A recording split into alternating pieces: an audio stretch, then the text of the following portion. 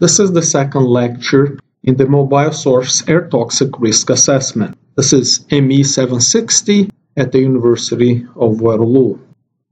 Today we will present to you traffic models. We require these models as inputs to the mobile emissions models. We only need a minimum understanding of these models since they provide the input to the emissions models. This segment of the second lecture, we will focus on introducing you to basic terminology in traffic models, the type of traffic simulations, the level for these models, about micro-simulation traffic models and macro-simulation traffic models.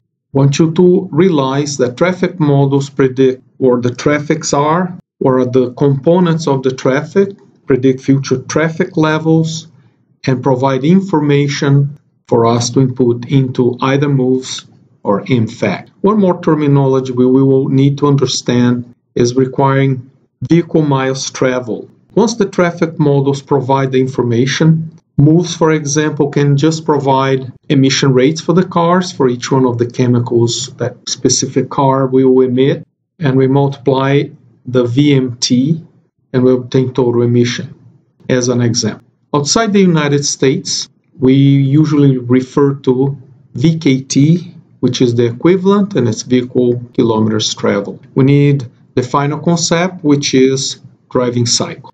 This affects and is important to both the traffic models and to the emissions model. Because if you are on an uncongested freeway, you will be emitting less per kilometer than if you are stuck in a congested local roadway.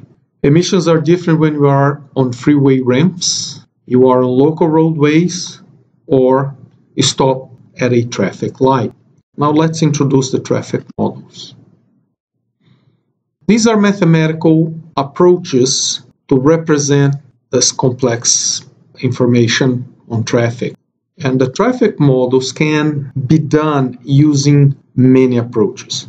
One of the most common one is using Monte Carlo approaches. We do not know for sure what is the length of the car, spacing between cars, driving habits, how traffic will be changing throughout seasons, for example, so we need to evaluate and obtain also some distribution of this. Another approach is using cellular automata.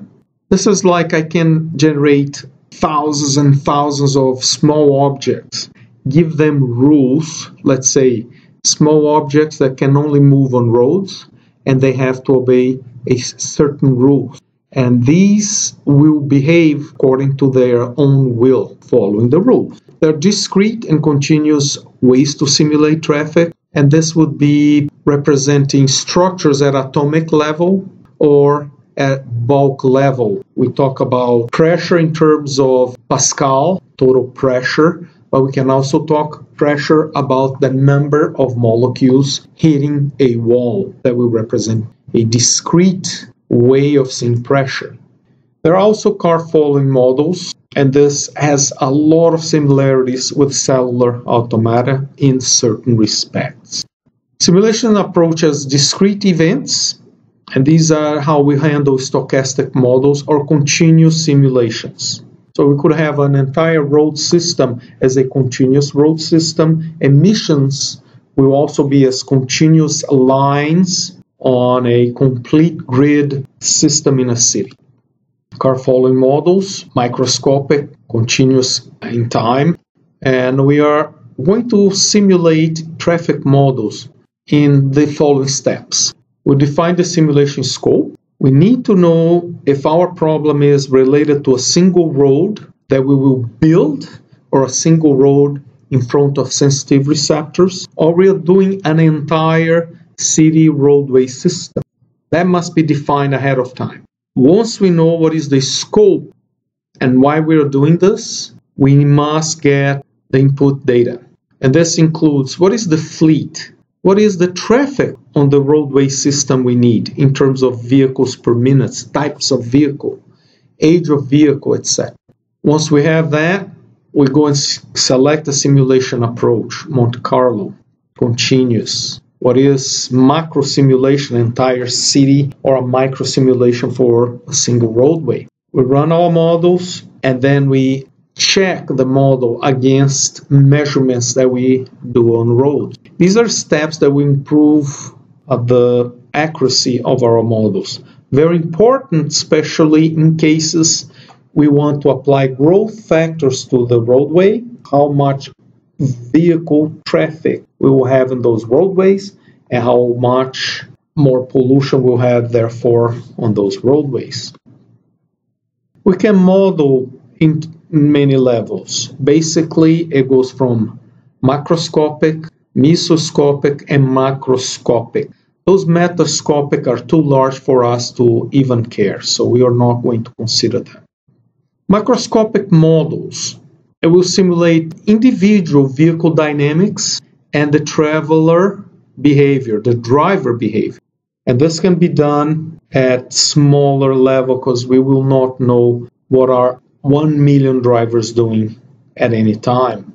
Mesoscopic models, they are in between the microscopic models and the whole city model, the macroscopic model. And they will get like bulk behaviors. Now the macroscopic models are the second type of models that we will consider. We will consider microscopic only and macroscopic only. And they will simulate aggregation, averages, or distribution of driver behavior. We need to see traffic flow dynamics and travel demands. This will take into account, as other models will as well, peak times on traffic. This is an example of a major microscopic software types. We will not run these ourselves. Mesoscopic and macroscopic software. Microscopic simulation, very interesting, applies some of the concepts that we will use in our course, and these are Monte Carlo type approaches, and we have a whole lecture, but it will be at the end of the course. It will be the last lecture in the course, and we will see how this is done. If you have questions, please do not be shy to email them to me.